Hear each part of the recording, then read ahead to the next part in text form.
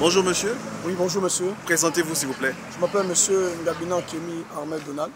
Voilà, je suis hôtelier, je suis un employé de Radisson. Voilà. Alors, depuis quelque temps, vous manifestez. Racontez-nous un peu. Bon, déjà si on peut faire juste un condensé, parce que je vois que depuis lundi, on a fait que reparler de la même chose qu'aujourd'hui. Allez-y au tour d'autre but. Voilà, donc si on peut faire la continuité là, d'accord.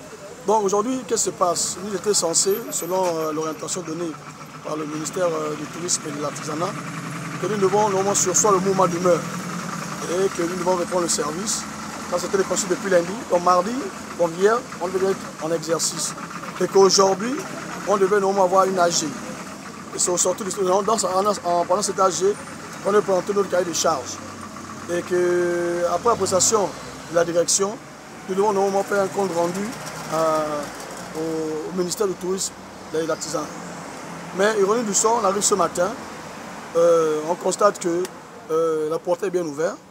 Hein, on demande bien de reprendre le service, mais avec condition que les CDD, on considère que leur contrat est résilié et qu'ils doivent rentrer en possession de leur chèque. Or, pour la petite histoire, nous savons que ces contrats-là font usage de faux, sont falsifiés. Les cachets, il faut le dire, ont été scannés. Donc, on ne peut pas accepter que nos frères avec qui nous nous battons, hein, pour la même cause, on les bloque au portail et nous nous rentions. Ça n'a pas de sens. Nous rappelons encore au ministère du Tourisme et de l'Artisanat, nous avons une orientation que nous les avons respectées, mais sauf que face à nous, nous avons encore une résistance. Il était question que tout le monde puisse reprendre le travail, tout le monde, sans exception. Mais or, on nous met encore des barrières. Vous voyez que face à cette façon de se comporter, ça n'arrange pas les choses.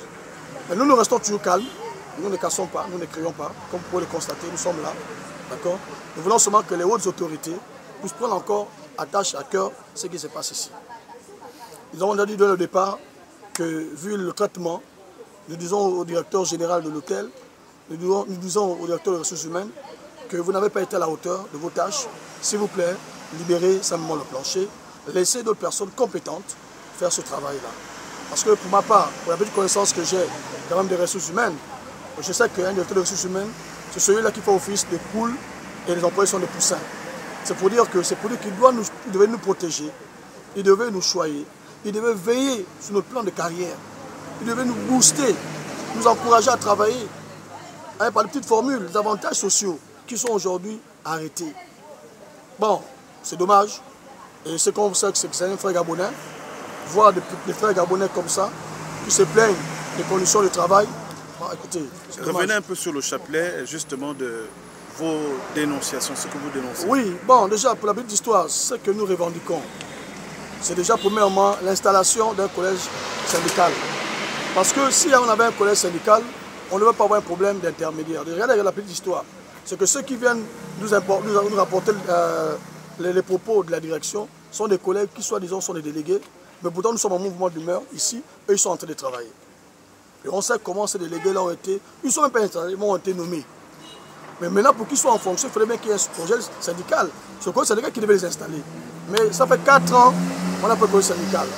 Donc, toujours dans le faux, parce que c'est toujours dans le faux, il a fallu concocter, il a fallu faire un montage de délégués qui aujourd'hui montrent encore qu'ils ne sont pas avec nous.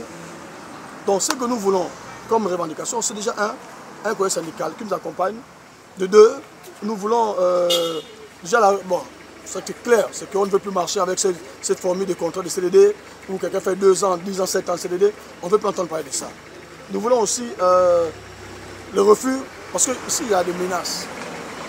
Il y a des menaces des employés, des menaces de licenciement. Ça devient comme légion, comme une habitude. Donc pour un truc, c'est des chantages. Et même on va même plus loin, que moi j'ai des carnets d'adresse.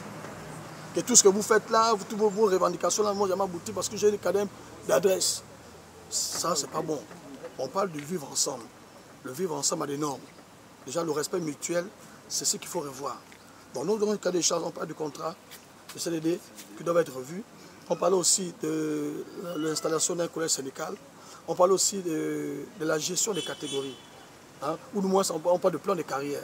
Parce que quelqu'un ne va pas faire 10 ans, 20 ans, 30 ans, toujours la même catégorie. Ce n'est pas normal. Normalement, dans le plan du travail, c'est après 3 ans, quelqu'un doit changer de catégorie. Après 3 ans. Au minimum, après 3 ans, changer de catégorie. Qu'est-ce que vous attendez justement des autorités de la transition? Oui, je l'avais encore, du coup, j'avance encore sur le quand même. Allez-y. Voilà. Allez-y. Donc, dans nos revendications aussi, le salaire. Les salaires sont payés à 108 000 francs la personne. Ou 105. Salaire de base, hein? 110 000, 108 000, 115 000, ça dépend. Mais or, on sait que le SMIC, c'est à 150 000 francs. C'est aussi une invite aux autorités pour dire, ah, il faut qu'on revoie la convention hôtelière. Présentez-vous, s'il vous plaît. Je me nomme Ophélia Moussavou. Je suis femme de chambre à l'hôtel Radisson en tant que CDD.